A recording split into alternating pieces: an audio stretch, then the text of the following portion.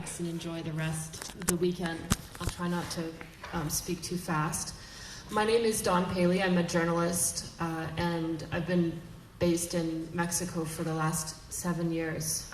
And I'm going to talk today about the war on drugs. I'm going to talk about drugs and the language around policing drugs, and how that is an extension of some of what we've been talking about, a continuous state of war. I wanted to start with a story. So I'm a journalist by training, and I like to sort of root things in concrete experiences as well. So I wanted to share the story of a massacre that happened at a nightclub in the north of Mexico, in a city called Torreon, in a state of Coahuila, which is a border state. It borders Texas and the United States. And so on the last day of February of 2010, a whole bunch of young people were hanging out at the bar, dancing, drinking. The music was loud. And around 1 a.m, a group of people showed up dressed in black. They looked like police officers. And they opened fire at the crowd at the bar. They were firing AR-15s, so automatic weapons. They killed a dozen people of the young people who were there partying at the bar, and they were able to get away before the police showed up. There would be 3 more massacres that year just in this one city of Torreon, which is a city of about 600,000 people. 3 more large massacres in bars and in social centers and in places where people gather. And there was never any official statements about these killings. So the local mayor didn't say anything about it. The governor didn't come and offer his condolences. And the president of Mexico, much less, obviously didn't recognize or acknowledge that young people were being massacred in this way in the city. There was a call out after the massacre at the ferry bar for people to show up. It was a call out on Facebook and demonstrate against the violence in the city. And I guess thousands of people had responded to the call out, but on the day, only about 50 people showed up. So we're also a huge inability to get a response to this kind of violence, because instead of, outrage around the death of these youth, there was a lot of blaming the victims, right? So people shouldn't be going out, they shouldn't be staying out so late. These youths are going sort of to bars where they know it's unsafe. And this case, unlike most cases in Mexico, because this is just one concrete example of the kind of violence that's happening all the time, they actually did find out who the killers were, who the people were that showed up and opened fire on the bar. And they were actually prisoners who had been released upon orders of the prison, the head of the prison, armed by the prison guards and told to go massacre these youth. And it was prisoners working for the state who repeated the same action 4 times in a single year in 2010 in one city. So we know it was the state doing this. Regardless of that, there still wasn't a widespread response. There still wasn't a rising up or a massive amount of demonstrations about this violence. I wanted to just bring that sketch in because it gives us an example of It's a very dramatic example of how the violence of the drug war works in Mexico. Same applies for Central America and Colombia and other places. It happens in ways that are very depoliticized. We're supposed to believe that it was random or that there was some kind of score being settled. And we're encouraged to talk about this in a certain language which depoliticizes what is in fact a war against youth and against young people, which I think is occurring around the world. Probably the most famous case in Mexico of massacre and forced disappearance in the last few years is the case of Ayotzinapa. I'm just curious, by a show of hands, who's familiar with the case of Ayotzinapa? So relatively quite a few people compared to the thousands of other equivalent styles of massacres. For those of you who don't know, Ayotzinapa is a teacher training college, and on September 26th of 2014, the students from this college were preparing to attend a protest in Mexico City, a protest commemorating October 2nd, 1968, which is a very important day of struggle in Mexico. It's the day that students were massacred in the Tlatelolco massacre. So the students in Guerrero, they were preparing to go to this commemoration, resistance to the killing of students. 6 of them were killed that evening by police, their bodies left on the streets. And 43 of them were forcibly disappeared. So they were arrested by municipal police. According to the official discourse, the students were handed off to organized crime. And it's now been 2.5 years since that day, and only one of the remains of one of the students has been identified. The other 42 are still disappeared. The case of Ayotzinapa is the most famous case by far in Mexico. It's the most well investigated and the most talked about. But I always remember the voice of one mother whose son has disappeared, who stood up and said, every state of Mexico, Mexico has 32 states, every single state has one or more Ayotzinapa, one or more of these massacres, of massive acts of forced disappearance. So one of the big slogans in the protest that came out of Ayotzinapa is Fue el Estado, which means it was the state. So what Ayotzinapa did, it did, hundreds of thousands of people protested really militantly for almost a full year. And in almost every major city in the country, there was protests. Unfortunately, most of the other Ayotzinapas, most of the other massacres, like the one I mentioned in Torreon, as egregious as they are, really don't provoke the same level of outrage. And Mexico's now been involved in a drug war for the last 10 years. And it's proved to be a very effective vehicle through which to make war because of how depoliticized it is. So Ayotzinapa represents like breaking through of that official discourse. Just to give some context, because I know that we're very far away from Mexico here where we sit. In 2014, Mexico ranked behind only Syria and Iraq as the 3rd country in the world with the most civilian casualties in war. It's become common in the last 10 years for there to be different kinds of display of bodies, different kinds of massacres that involve, people being hung publicly or their corpses displayed in these acts of terror against the population. Forced disappearance has taken on, huge quantity of people. So officially 30,000 people have been forcibly disappeared in Mexico in the last 10 years. Unofficially, that number is much higher. I would estimate between 3 and 5 times higher. The lifespan of Mexican men has actually fallen in the last 10 years because of the homicide rate, which has doubled during this drug war. And as I mentioned, the war in Mexico is the official discourse. The language of the war in Mexico is that there's a war between drug cartels, or that there's a war of federal police fighting against drug traffickers. And this language is key to the depoliticization of this drug war. We're told that this is a war that's just about dollars, and it's about drugs, and it's about greed. It's about good versus evil, right? The good government saving the people from the evil drug dealers.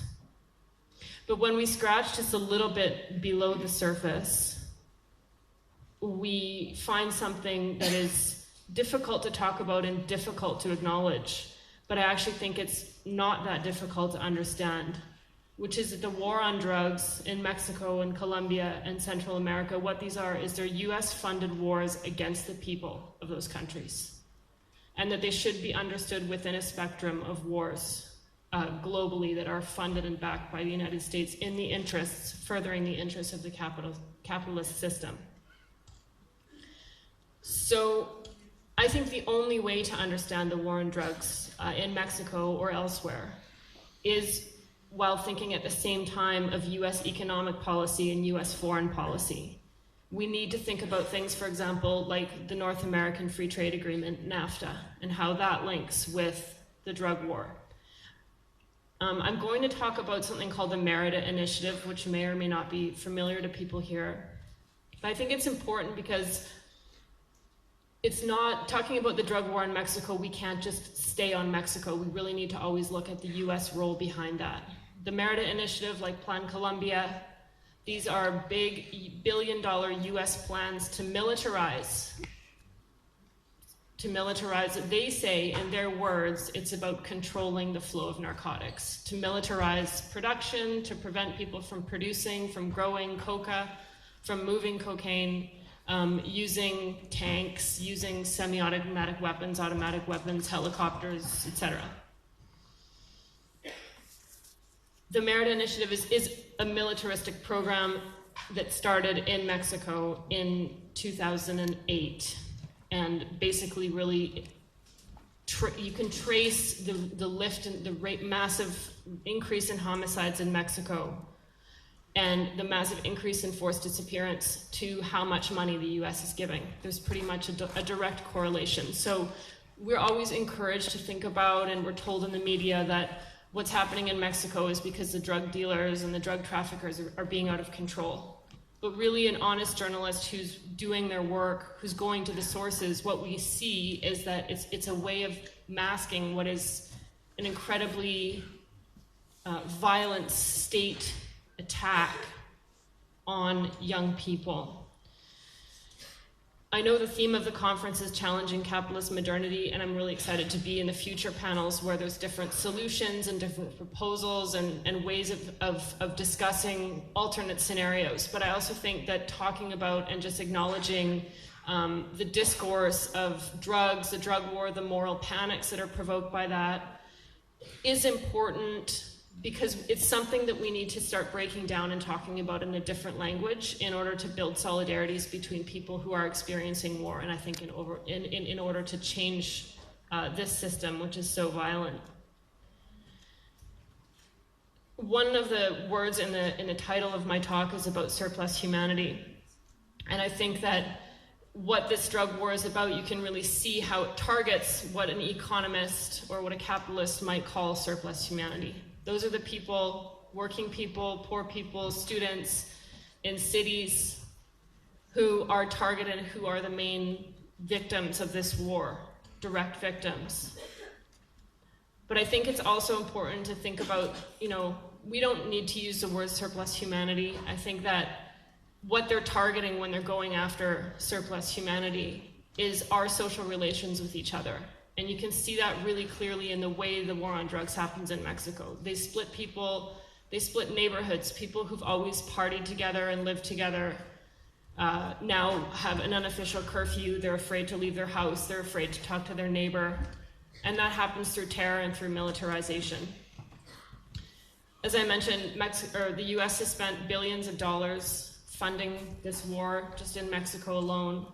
And the last 10 years, Washington has said over and over again that it's been the closest relationship ever that Mexico has had with the United States. So the United States is very happy with this state of affairs in Mexico, where you have the Mexican government essentially provoking a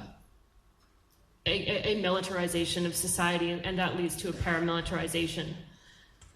So I'm just going to talk about 3 ideas from the book Drug War Capitalism, and there's a lot more that hopefully we can discuss in the working groups and in other moments. But basically, in terms of thinking critically about the drug war, I sort of suggest 3 main elements. The first is to think through how what they say it's always about drugs, but there's actually a really important policy component. The second is a policing component, and the third is a paramilitary component. In terms of policy, and we saw this in Plan Colombia, which went from 2000 to 2006, and we're seeing this in Mexico, which basically on the heels of Plan Colombia starting in 2008 until today.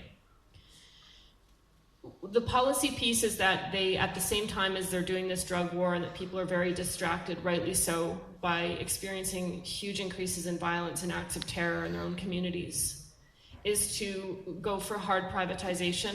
So in both Colombia and Mexico, the state oil companies were privatized during the period, the most violent period of the drug war. The legal systems of both countries were changed from their own legal system to an oral trial system. It's exactly the same legal system that the United States has. And they talk about these things within the idea of generating prosperity and the rule of law. But this is part of the war that they're doing. It's actually part of the funds of the drug war. And these policy things obviously don't make the headlines, right? If there's violence and there's bodies on the street, that decontextualized violence is on the front page. And the policy stuff, you have to dig back through to the economic section. But when you actually put it all together, you can see this comprehensive thrust to change the entire society and the economic framework. Policing is the formal and the sort of biggest part of plans like Plan Colombia and the Merida Initiative. In Mexico, it's taken the form of the federal police. So when President Felipe Calderón started his presidency, he's the one that started the drug war, there were 4,000 federal police. Now there's 40,000. And they're all receiving military training. They're armed to the teeth. I mean, these are essentially soldiers with masks, wearing police uniforms and patrolling. That militarization in so many ways that I think is probably very intuitive to people here, obviously favors transnational corporations. So they have better access to better armed police forces that are supposedly there to fight drugs, but as we see an example, which I've documented in Drug War Capitalism, these police end up defending corporate interests. And the third is paramilitarism. So one of the challenges that we have with the drug war is that we're trapped in a language, and I think this happens to us a lot just in talking about capitalism in general. We're trapped in their language. Their words are the only words that we have sometimes to talk about things. So in Mexico, we're told that the bad guys are called drug cartels. Hillary Clinton visited Mexico in 2010 when she was Secretary of State, and she suggested that drug cartels were similar to an insurgent group. So there's a suggestion that a drug cartel wants to overthrow or fight the state. This is completely false, and this is state language. So what I suggest in Drug War Capitalism and what I suggest among us is that we think about those groups who are armed through finances connected to the prohibition economy, right? The trading in prohibited substances, which again, we need to think about prohibition as being a heavily regulated way of managing controlled substances. It's not a deregulation. So prohibition has always favored reactionary groups and right-wing groups to arm themselves. And if we talk about drug cartels in Mexico as being paramilitary groups instead, it makes that link between how these drug cartels, so-called drug cartels, actually often work with the state. They work with state police. They work with the army. They work with high officials to keep the people down, to massacre students. The case of Ayotzinapa, these 43 students who were arrested by municipal police, the official line is that they were handed off to a drug gang called Guerreros Unidos.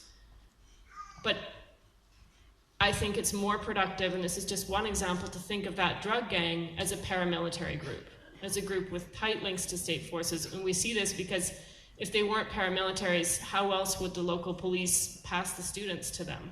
How would they arrange their meeting place? And we know that what they call Guerreros Unidos, many of them are actually active or former police officers.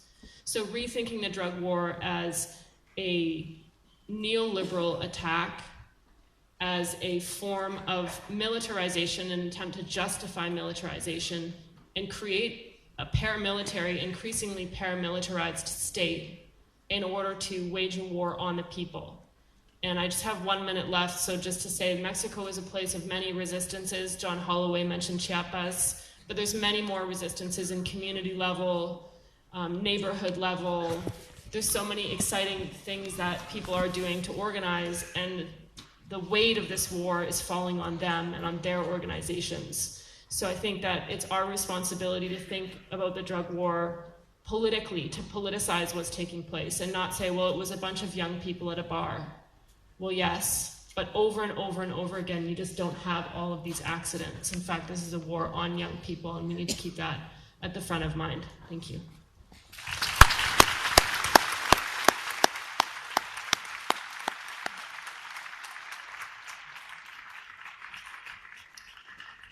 Thank you, Dawn. That was very interesting. I had never really thought about the drug war as being a war on young people. Perhaps we can discuss the question of what would happen if drugs were decriminalized in the West in another forum. Thanks for that. Okay, so our next speaker is Çetin Ferda. He is a graduate from the Faculty of Law, University of Istanbul. He has worked as a journalist in various weekly newspapers in Turkey, including a number of television channels, which are all listed in the program that you have in front of you. He's going to talk about society of the spectacle, arts, sports, sex, and media. Chetan Ferda.